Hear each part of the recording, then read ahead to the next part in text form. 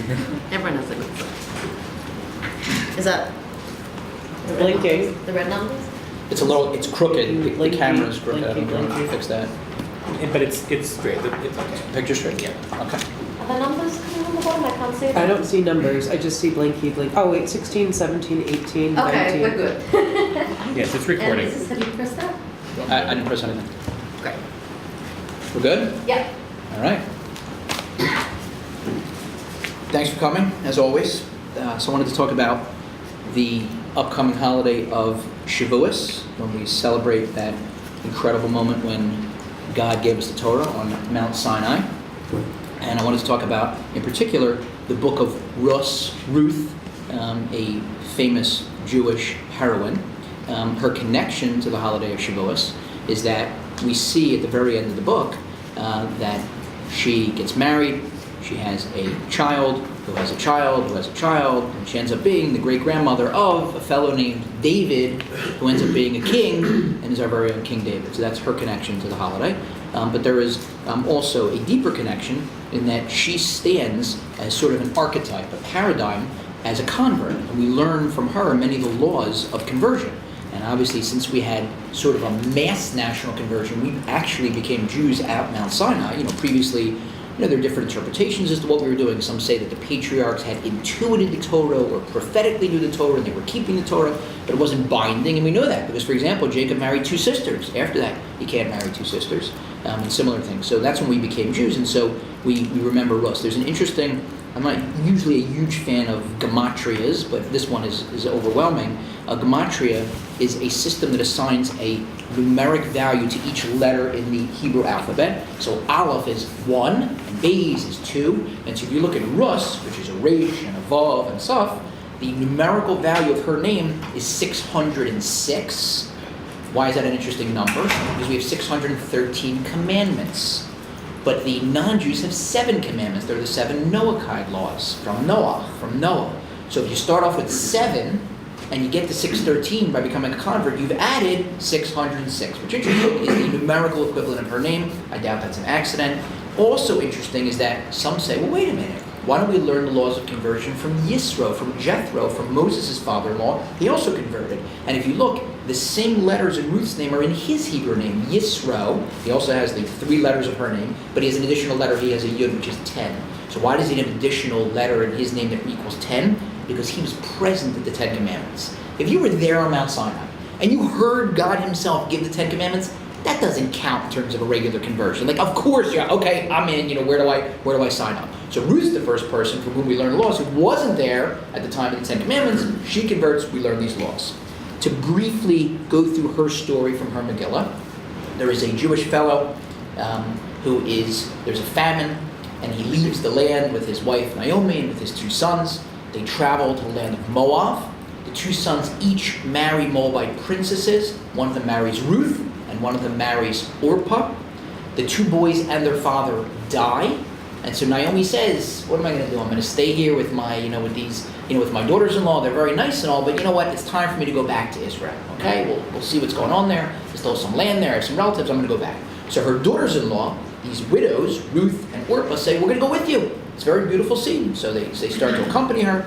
And then Naomi says to them, "Girls, go back. What are you doing? You're going to wait for me to get married. Even if I get married and I have a son or sons, you're going to wait for them to grow up to be old enough to marry you? It's ridiculous. Go back." So what she's hinting at is that there's a system in the Torah called yibum, which in English is levirate marriage. I wish I had a better translation. I don't. In that system, if you have a Jewish man who's married to a woman, and they do not have children, and he dies, then his brother is obligated to marry his wife. The brother marries the wife, and that kid gets named after the deceased brother, and that sort of the phrase in the Torah is that it perpetuates the name of the deceased. And if the brother declines, what he does is there's a process where he lifts the shoe, and that frees her, and now she can marry another man. So that's what Naomi is alluding to, that listen, even though there might be an obligation, or this connection to my deceased children, you're not going to wait. It makes no sense. Go back. So Orpah says, you know what, you're right. She kisses her mother-in-law and goes back to Moab. Ruth, in one of the most moving scenes in all of our scriptures, says to her mother-in-law, to Naomi, she says, So she says no. Naomi says to her, look, your sister-in-law has returned to her people and to her God. Go follow your sister-in-law. Like, what are you doing? Go back to your God. Go back. That's better for you. And Ruth says back to her, do not urge me to leave you, to turn back and not follow you. For wherever you go, I will go. Wherever you lodge, I will lodge. Your people are my people. Your God is my God.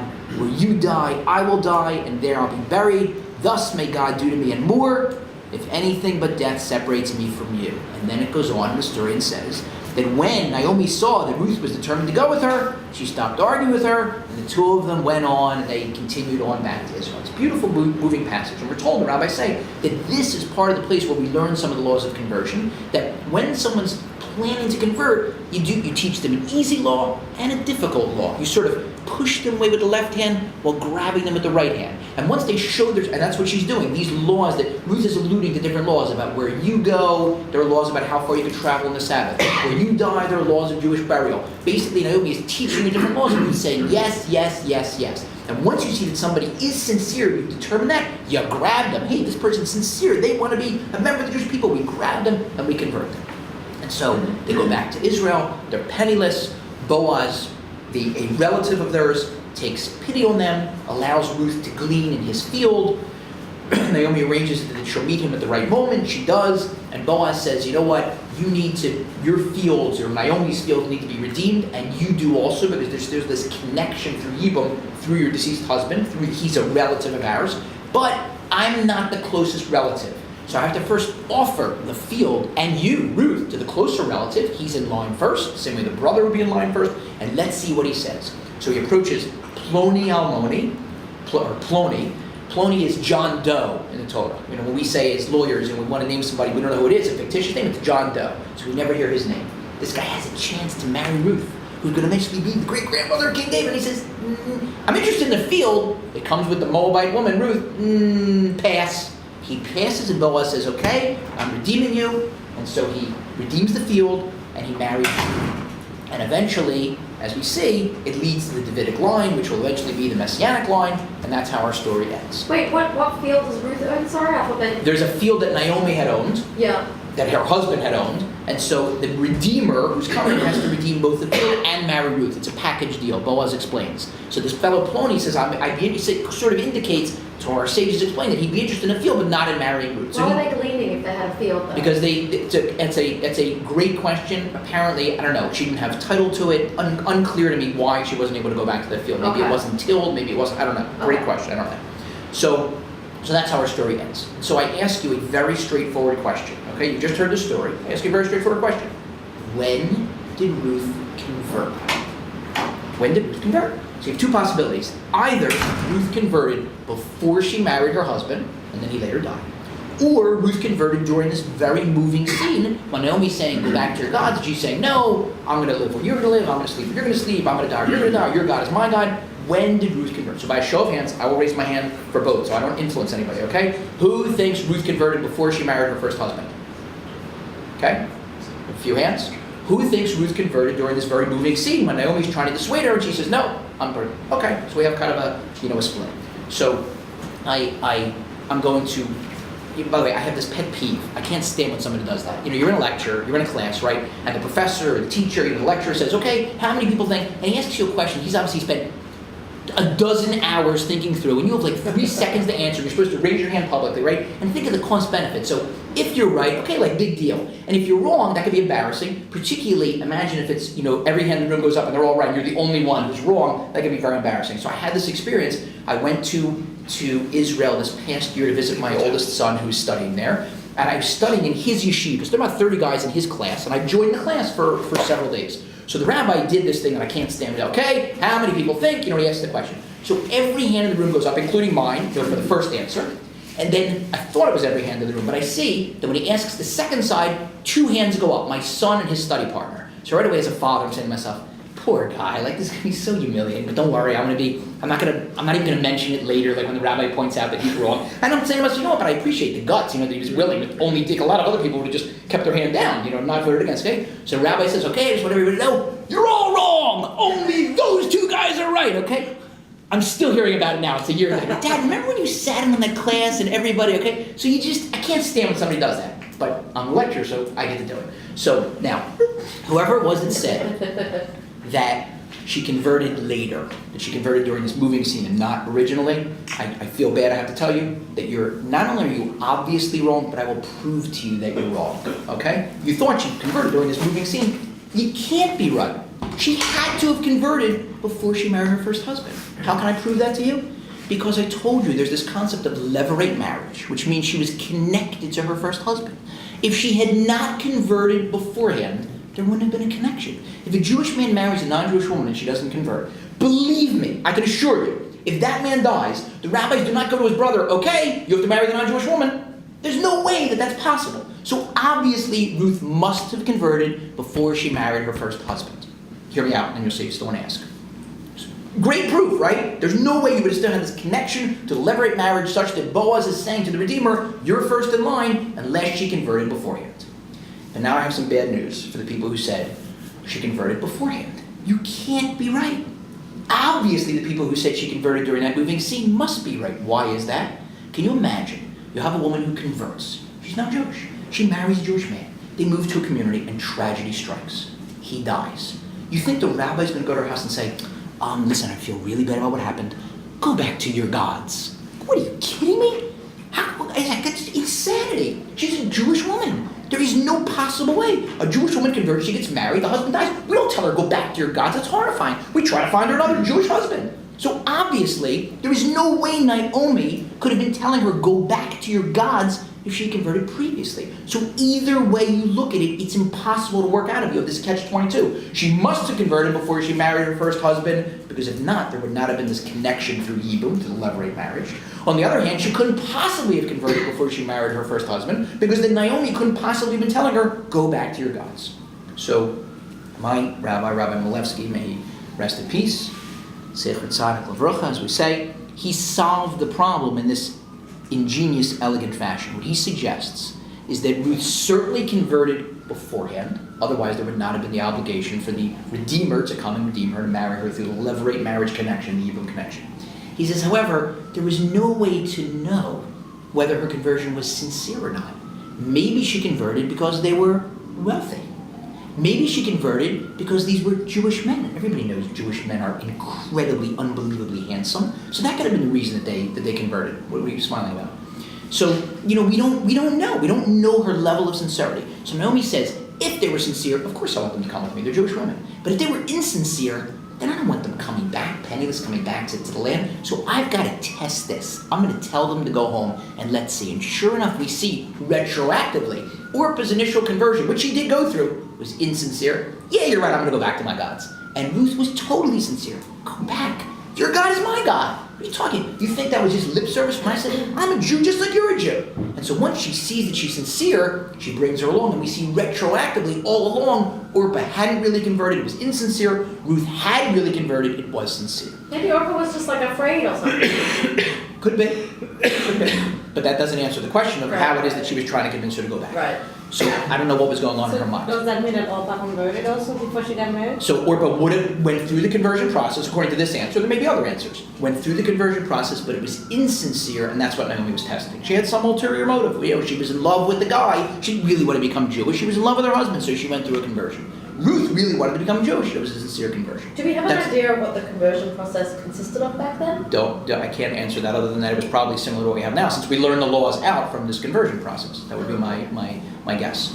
So they are like dating in the land of Moab? I would suspect that. Yeah, actually, I don't know. It's a great question. I don't know how they would have done that back absent a Beis Din. I don't know. I can't answer that. It's a good question. So my rabbi gave another example of this, about how you don't see someone's motivation until much later, but then once you see it, now you can figure out what happened earlier, and this was his example. He says that you see that there's a terrible story when Jacob is heading back home. He has his children, and his daughter Dinah is abducted. She's kidnapped by Shechem, who violates her. And then he goes with his father, what a wonderful guy, and his father proposes marriage. Hey, my son is very fond of your daughter, who he just kidnapped and raped, okay? And we'd like him to marry her, so how about we make a deal and it'll be a bigger deal than that. Why don't we'll intermarry. You can marry our daughters and we'll marry your sons. We'll marry your sons, we'll marry yours, it'll be great. So Shimon and Levi, two of Jacob's sons, two of Yaakov's sons, they approach Shem and his father and they say, you know what, it's a great idea. The only problem is that, for us, don't take this the wrong way, the thought of like mingling and intermarrying with people who are uncircumcised, it's just not done in our world. So if you're willing to circumcise all your men, you got a deal. So now Shem and Hamor, the prince and his father, come back and they say to their people, they say, we have good news and bad news. The good news is there's this great, people, the Jews, they're wealthy, they're smart, it's going to be a great addition. We're going to be able to intermarry with them, we'll be able to marry their daughters, their sons, and maybe we'll get some of their wealth and their ingenuity. The bad news is that for the men of the community, it's going to be a little painful the next few days, okay? But that's the edict. They tell them they all go through circumcision. 3 days later, when they're at their weakest, Shimon and Levi come in and they kill out every man in the city, and they take their sister back home. But we don't know what their motivation was. I mean, it's if you're somebody who believes in Jewish self-defense and that the way you defeat your enemy is by showing them that you're willing to fight for your rights. That's a wonderful story. Jacob does criticize them, but we don't know what exactly was going on in their minds until many, many years later, explains Rabbi Malevsky. And here's when. It's coming up soon. We're going to see this soon we're going to read this passage soon. What happens is that the Jewish, one of our worst enemies was Bilam, the prophet. He tried to curse the Jews, but God, changed around the words and he turned all the curses into blessings. And so then he tells the king he tells King Balak, he says, listen, I have another plan. What you should do is go and take the Midianite women and have them seduce the Jewish men, and then as part of the seduction process, convince them to bow down to idols. And once they start serving idols, they'll be weakened, and then you'll be able to kill them. The plan works beautifully. In fact, the leader of the tribe of Shimon, Zimri, starts cohabiting with Cosby, a Midianite princess, in full view of the nation. He's in a tent, and Moshe knows what's going on. Everybody knows what's going on. And it's horrifying. He's cohabiting with this Midianite princess, and in so doing, he's also bowing down to these idols. And so Pinchas from the tribe of Levi steps up. The Talmud explains the back and forth. He ingeniously unscrews his spearhead from his spear, uses it as like a walking stick, hides the spearhead, comes to the tent. The Shimon armor bearers are saying, what's your business here? He says, I hear what's going on. I hear this is the Vegas tent, okay? Give me access. They say, oh, if that's why you're here, by all means, enjoy. And they let him into the tent. He puts the spearhead back on, and he turns Zimri, the leader of the tribe of Shimon, and Cosby, the Midianite princess, into a giant shish kebab. He spears them both, and he kills them. So now you see what was going on, he explains, that when you look back, Pinchas was a descendant of the tribe of Levi. Zimri and his cohorts were descendants of the tribe of Shimon. So when they both went out and they killed out the people of Shechem to go save their sister, looks like they're both doing the same thing. But now we see years later through the actions of their descendants that they actually had very different motivations. What were their motivations? Levi went in and killed out Shechem because Shechem took and violated a daughter of Israel, Bas Yisrael, and you don't do that. That's an attack on our God. That's an attack on our people. You don't touch a daughter of Israel. Shimon went in and killed out the people of Shechem because he violated his sister. You don't touch my family. And how do you see that later on? Because Levi, doesn't matter that he's one of my brethren, he's a tribe, he's committing this horrible, horrible tragedy, this terrible sin. I'm going to kill him because God comes first. Whereas the Shimeonites, they're protecting, even as their fellow tribesmen committing this atrocity, they're protecting him. His family is first. And it's not an accident that Levi becomes the Levites, the priests. And when Moshe says at the time of the golden calf, whoever's for Hashem, for me, Levi participates. They have to go kill out their brethren again because always God comes first. They don't participate in the golden calf. And Shimon, interestingly, this is my addition, Rabbi Malevsky doesn't say this, I'll ask him someday, hopefully when I'm 120 up in heaven, that Shimon also so when Levi gets spread out among the nation, they don't have their own land. They become the priests, the Levites, the priests, spreading God's word. Shimon also gets spread out amongst the land. They become the teachers in Israel. I would venture to suggest, why? Because if you're a teacher, if you want to be successful, treat your students as your children. Remember, family first. So there is something to that. Except it's not family first when your family is sinning. There are times when you got to remonstrate them and say you're doing the wrong thing. There's another example of this, how we don't learn someone's motivation until many years later. If you've heard this story, I apologize for the rerun, although from my perspective, you came here enough times. If you haven't heard it, prepare to have your mind blown. Rabbi Moshe Feinstein was the last universally accepted halachic decisor in the world. He lived in New York, died in the 1980s, I believe. A giant of a person. And when he was younger, he was a rabbi somewhere in Russia. He was a young rabbi. And there was a situation where one of his congregants, one of his parishioners, got very ill, had what I guess was some sort of throat cancer or some throat disease, and he was on his deathbed. So Rav Moshe went to visit him. He told Rav Moshe, he said, I want you to tell everybody to leave the room with whatever little voice he had left. And so he did. He said, I just want to speak to the rabbi privately. He said, if everybody could leave. And he said, I want to tell you what happened to me. So Rav Moshe Feinstein, the rabbi, says to this other person who happened also to be, he was a teacher, he said, okay, what happened? He said, a couple days ago, recently, I was giving a class on the Chumash, on the Bible, and we got up to the paragraph about Sodom, which was the city that was destroyed, and about Lot and his wife, who turned into the pillar of salt, and his daughters, who were saved. The angel, God, destroyed Sodom. The wife looked back, violating the command of the angel. She turned to salt, and Lot and his daughters were freed. After they were freed, the first daughter got her father intoxicated and cohabited with him, and eventually got pregnant and had a son. And then the second daughter, the next night, did the same thing. Dad, here's another bottle of wine, got him drunk again, cohabited, and also had a son. When the sons were born, now they come back to civilization, when the sons were born, the older daughter named her son Moav. Moav in Hebrew, Me'av, means from my father. The second one wasn't quite as immodest. She named him Ammon, like from my nation. So the rabbi said, I was teaching my class, and he said, you see the difference between Jews and non-Jews? We are modest, okay? And you see the immodest. You see that these were the mothers of the Moab nation and the Ammonite nation. It's bad enough that they cohabited with their father. They named the sons so that the whole world knows what happened. That's grotesque. And we have to learn a lesson from that, how important you have to be. It is to be modest and to separate yourself from immodesty, from improper language, from vulgarity, etc. Like I really, said that lesson. And that night I went to sleep. And I got a visit in a dream from Lot's daughters. And Lot's daughters said to me, we heard in your class today you were saying some very unpleasant things about us. Well, we'd like to tell you what was going on in our minds during that situation. Number one, we thought that the entire world was destroyed. We didn't know it was only Sodom.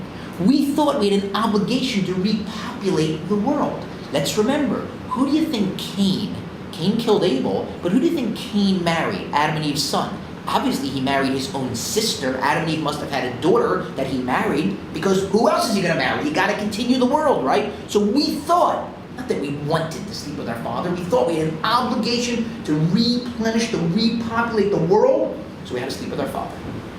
Then we came back to civilization and we realized, mistake. The world wasn't destroyed, okay? So now we have a choice. We could, of course, hide it. It says, don't you think that the same three people who were saved by an angel miraculously, no one else survived Sodom. Sodom went up in fire and brimstone and sulfur. It was demolished, right? We walked out. An angel walked us out. Don't you think that we could have convinced the world that the same way we miraculously were saved from destruction in Sodom, we miraculously became pregnant? In fact, it was an immaculate conception. But we knew that someday somebody was going to show up in the world and try to convince the world there's a such thing as an immaculate conception. So at the risk of embarrassment for posterity, embarrassment for in our lives and being recorded in the Torah and forever, we named the kids to tell the world, our father is the father, Moab, from my father, from my nation. There is no such thing as immaculate conception. That's the stand we took to tell that story in the world. So you said something terrible about us, you misjudged our intentions, and because of that, heaven has decreed a terrible malady for you. You're going to get this throat problem, and you're going to die.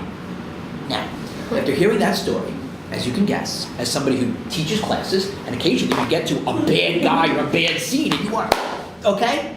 I can't help but stop and think long and hard of just how bad am I going to, go after this bad guy when you may not know what the motivations were. I mean, if a story like that, who among us, if I had said to you, class project, here's the story, okay? You might have said, well, wait a minute. Maybe they were with their father because they thought the world was ending. I get that. But why do you have to name it that? Would anybody have come up with that? Who would have come up with that? And so you see sometimes that it's not until long after the fact that we get to see somebody's intentions. Now, why do I think that this is so important now between Passover, Pesach, and Shavuos? Because on Shavuos, it's very possible that God will look backwards.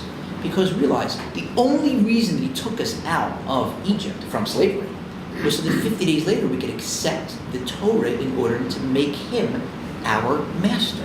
And so many Jews of so many different denominations, right, have a Seder, put aside, Orthodox, observant, Reformed, conservative, like a Seder, okay? I have a friend I have a friend who has a friend, I don't know my friend's friend, but he told me that he has a very high-end, I don't know the name of the restaurant, but a very, very high-end, non-kosher French restaurant in Manhattan. So on Passover, he puts matzah out because, a lot of Jewish customers, and even non-Jewish customers, oh, it's Passover, okay? Like everybody knows Passover. All of a sudden, Shavuos comes, and it's like, well, I'm sorry, what is that holiday?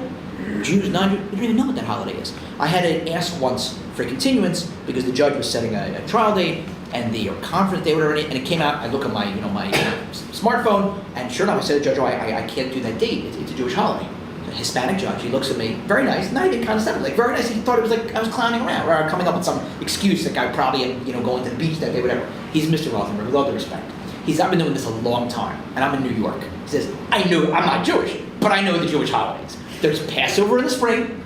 There are the high holidays in the fall. There is no Jewish holiday in the middle of the summer. I said, Your Honor, it's Shavuos. He said, what's that? I said, well, God took us out of Egypt, and then 50 days later, when we were standing on Mount Sinai, he gave us the Torah. He said, yeah, I remember that story. I said, well, that's the holiday. I said, if not for, that's the whole... He said, and you see right away his face. He said, I'm so sorry. I didn't mean to insult. I never ever heard of that before. And here's a guy who's used to lawyers said it. Your Honor, Passover, absolutely get it. Your Honor, high holidays, never heard of it before. And there were so many Jews, never heard of it before. So I like to explain that. I say this like half jokingly, but I mean it.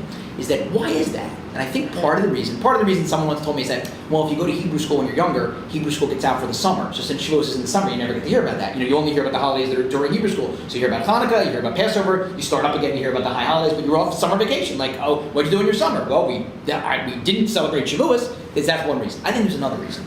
Everyone, I know myself, I always, we're personal injury attorneys, so we settle cases. No better feeling than when a check comes in, right? Especially if it's got a lot of zeros in the end. So I get the mail every day. So I always tell the receptionist, every day we have a ritual. She can tell you, she brings me the mail. First thing I say to her, any checks? She'll say, oh, no, not today. And I say, come on, you do your job, right? Because we want to have a check. Like you come home every once in a while, you get whatever it is, a medical reimbursement, an overpayment, whatever, somebody borrowed money from you. No better feeling. You open up an envelope, especially if it's unexpected, right? And there's a check inside, and it's paid out to your name. The bigger the better. It's a fantastic feeling.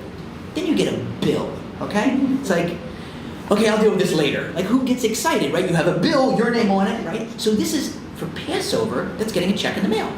Freedom. Like we got out of slavery, you are free. That's a check. Shavuot says, oh, by the way, there's 613 commandments. That's an invoice. So of course, which holiday am I going to celebrate?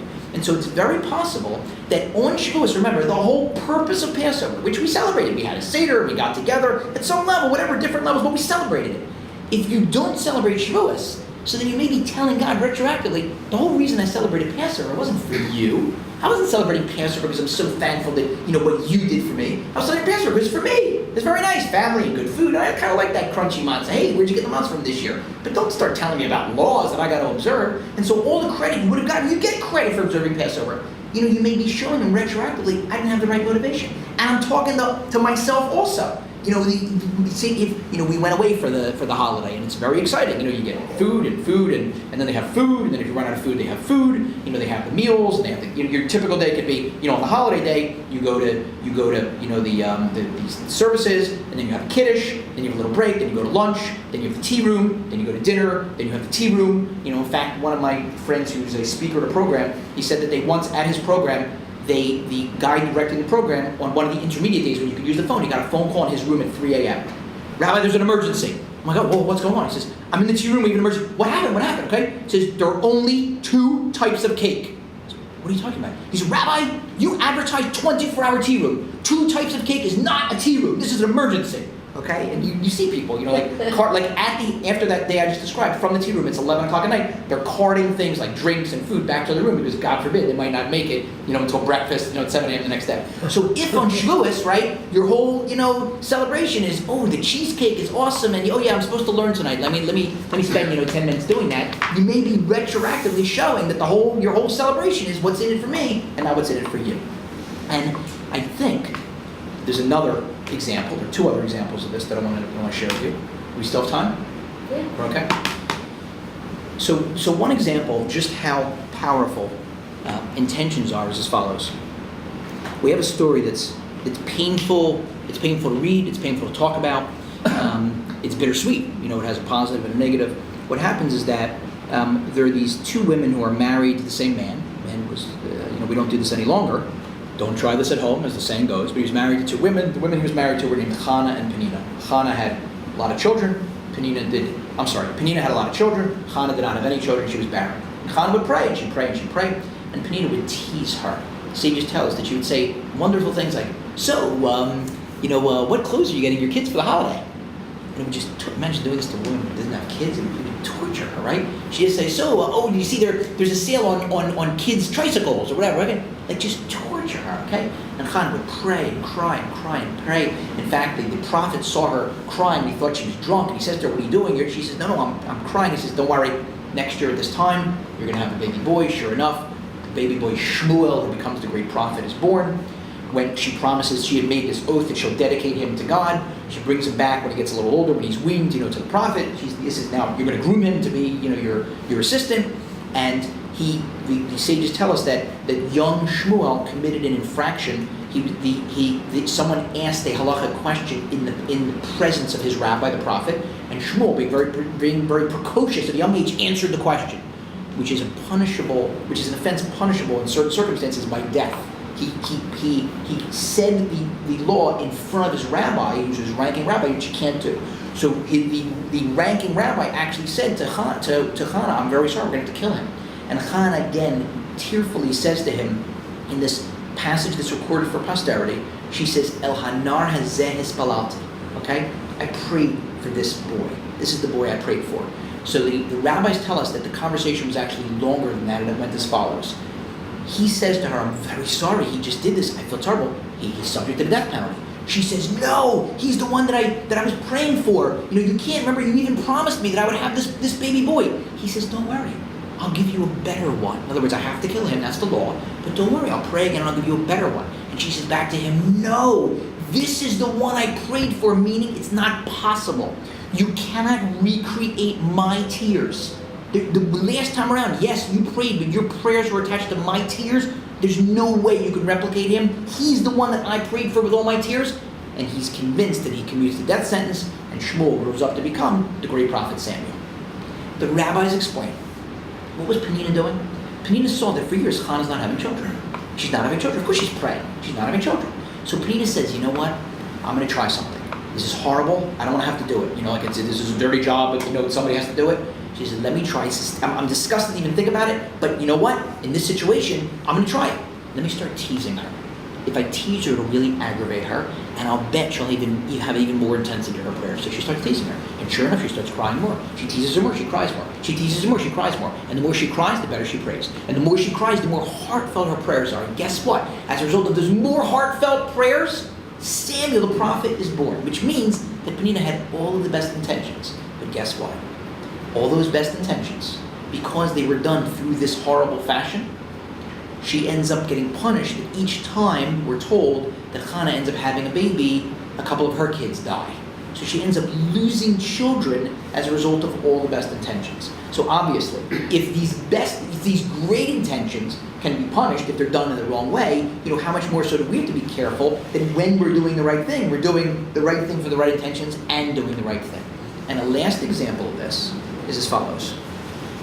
When Abraham goes to sacrifice his son, God says, bring up your son as a sacrifice, and he's ready, like there's that great painting by Caravaggio, he's got the knife, he's about to slaughter his son, and the angel says, stop, okay? And there's a back and forth according to the rabbis, that Abraham actually says to the angel, let me just wound him. Like he's so focused on doing God's will. Like, let me just make a little, okay? And he was like, no, okay?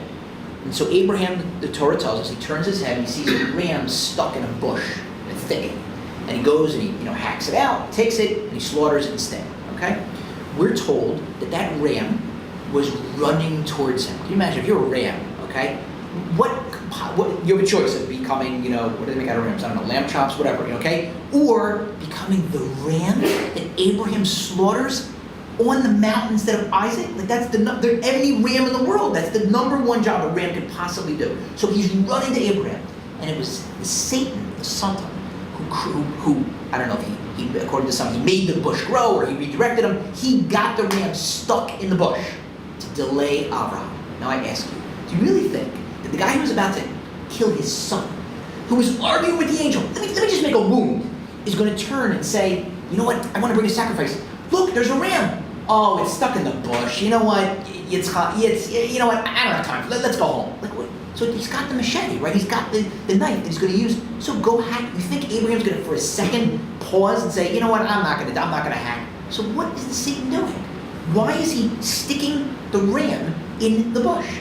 Because he knows human nature, that even Abraham at his level, the more time he can put between that greatest moment that anybody ever reached, when he was about to sacrifice his son, and when he makes the next sacrifice, he's going to start coming down in levels. Because that's our nature. Because we get inspired. And if we don't do something about it, we have all the best intentions. And we're going to do the right thing. And we're going to do the right thing for the right reasons. And if we don't do it right now, it doesn't get done. And I can tell you, just share it, an autobiographical story, because this happened to me. And I laugh, to this day I laugh at it, that I decided, however many years ago, let's say 4 or so years ago, 5 years ago, that I do classes. Often we'll have people that will come to Passaic, or I'll speak in different places. But I have a group of people that I know. I have friends. I have friends from here and from there, and relatives. I'll bet that if I would do a weekly Devar Torah, sure, on the Torah portion of the week, I'll bet I could get 5, 10, maybe 15 people, right, to listen to it. So around Rosh Hashanah and Yom Kippur time, I said, this is going to be my new project. I'm going to do this. I'm going to send it out. My office even has like a conference calling center. We can do it for free. I'll just give everybody the 800 number. I said, you know what? I can even do it Sunday night, meaning I don't even have to prepare. Whatever I told over at the table, because I always tell something over at our Shabbos table, I'll just do it the next day. People aren't going to complain, oh, that's last week's parsha. It'll be fine. It'll be interesting. Great. And I'm going to do it. And then it was Yom Kippur, and I'm going to do it. And then it was Sukkot, and I'm definitely going to do it. And then, work and family and work. And I didn't do it, okay? So now it's the next year. So let's say it's 3 years ago, okay? I'm sitting through Rosh Hashanah and Kippur. I said, God, I know I said I was going to do this last year. That was my resolution. I am absolutely, and I actually I physically made a list, and I ended up with like 50. I couldn't believe how many names I had on this. I had like 50 names. I said, wow, even if, I should easily be able to get at least 10 people to do this. I'll do a short thing, like a 5-minute, it could be, like tell people under, a short, okay? And I got the list. I'm going to send out the emails, and I'm going to set this up, and I'm going to do it. And then it was Yom Kippur, then it was Sukkot, then it was work, and I didn't do it, okay? Fast forward the clock to that spring. I spoke for a group called Partners in Torah. And Rabbi Gewurtz, who runs Partners in Torah, the national or international Partners in Torah in Passaic, cornered me. He happened to be there, because I speak for them every once in a while. And he said, I've had this idea for some time now. I want to do a video about the Torah portion of the week. And, like a short one, like a 5-minute video, and we'll send it out, to the world. And I want you to do it. I said, whoa, 1 second, a weekly, thing, okay? And he said, but where am I going to have to go to travel? I don't have the time. I said, no. We're going to send someone to your house. All you have to do is just do 1 weekly Devar Torah, and we will take care of everything else, okay? I didn't do this in front of him, but I literally was like, all right, I get the picture, I'll do it this time. And thank God, what it turned into was I know, a lot of you, I don't know if all of you are on the list. And so, thankfully, God gave me that opportunity after the 2 times when I promised to do it and didn't do it, when I didn't bottle up and capture that inspiration. And so I could only encourage everybody to, use Shavuos to grab, whatever inspiration, you've gleaned so that you can show God, no, I wasn't in Passover just for the matzah, and I'm not in Shavuos just for the cheesecake. I'm here for the Torah, and that's why I was interested, in Passover, so that I could be freed from slavery in order to accept you as my master. And thanks as always for listening. Thank you. Have a nice We're Shavuos. gonna give the photo button, the